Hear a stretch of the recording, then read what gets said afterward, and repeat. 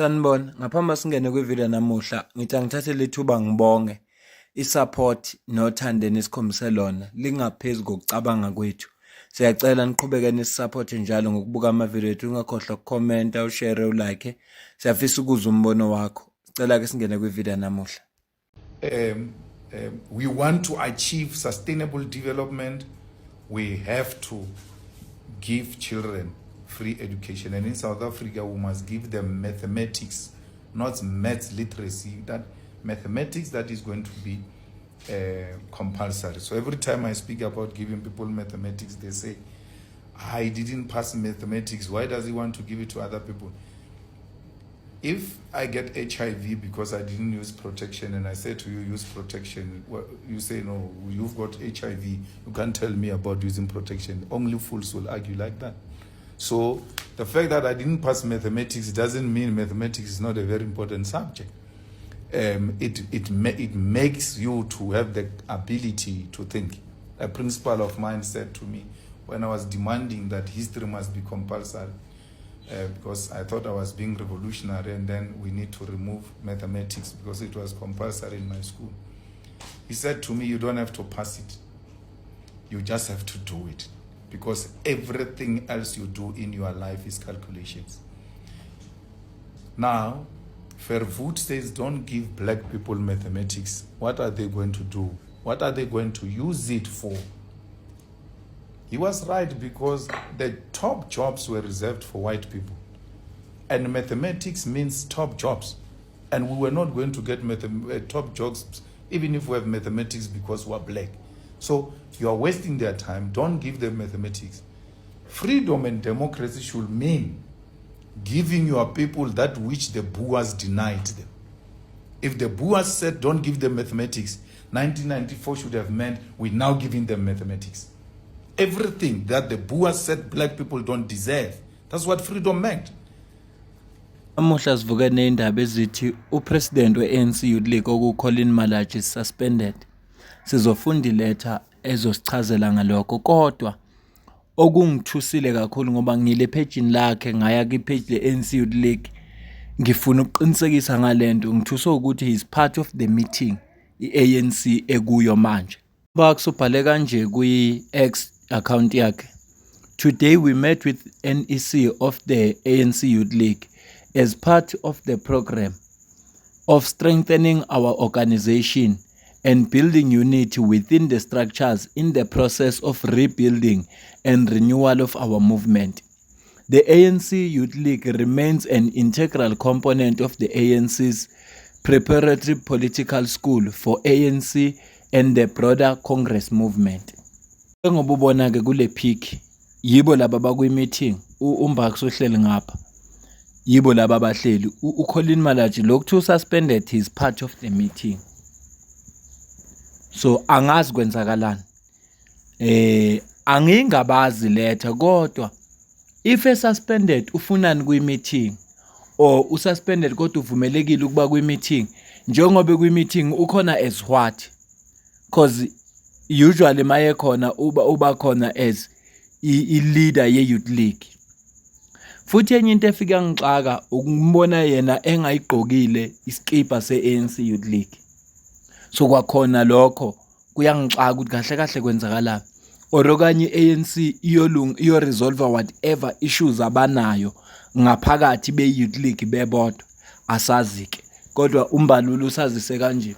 Ngile pejini lakhe ngamthothi ubhala imessage, abantu bayambuza akakaphumela obala ukuthi ayibonaka usibona iletha ethi wena ususpendiwe kwenzakalani, akakaphendula. Asifundi iletha, siyithathe ukuthi ususpendiwe, uma kukhona inguquko bazosazisa, ngoba kube lingelona iqiniso iletha ubezobhala ku-X yakho ukuthi no, i-fake news le khona, ubezobhala yena ukuthi this is fake news.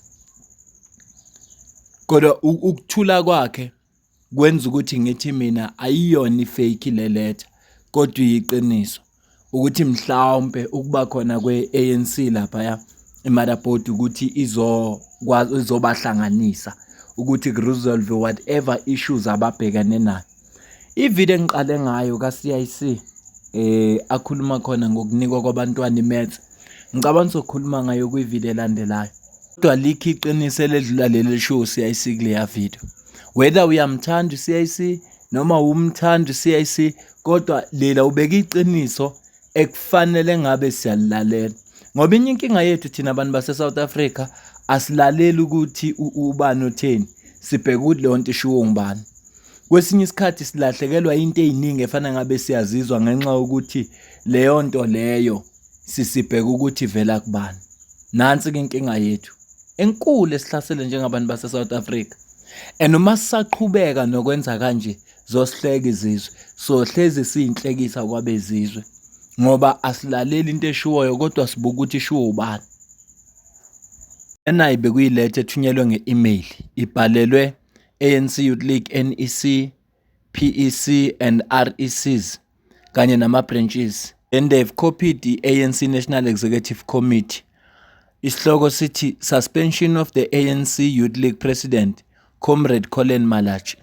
The NEC convened on the 20th of November 2025 resolved to immediately suspend the president of the ANC Youth League, Comrade Colin Malachi, pending investigation. The suspension is consistent with Schedule A of the Constitution of the ANC Youth League. The president unilaterally convened a parallel meeting of the ANC Youth League and misled all our structures in terms of role of the president. Furthermore, the president facilitated the exclusion of the Secretary General and the Treasurer General in preparations for the 27th National Congress as mandated by National General Council. In fact, he confirmed the exclusion in an official meeting of the ANC Youth League, citing mistrust. By doing so, the president's conduct, as indicated above, was a deliberate act aimed at undermining the policies of the organization and weakening its fighting capacity. Furthermore, the conduct as described in Schedule A of the ANC Youth League Constitution had the following effect and resulted in violations of the following ANC Youth League constitutional provisions. Article 2.2.2, with intent to destroy the integrity of the organization, its personnel, property, or its organizational capacity. They B. Sabotage the activity in the Youth League. C. Create divisions within its ranks. D. Impedes its proper functioning. H.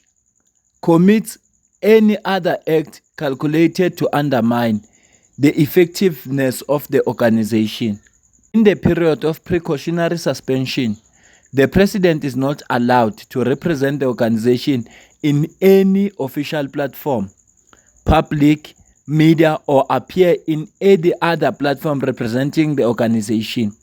The NEC has urged the National Disciplinary Committee to speedily resolve and put this matter to finality.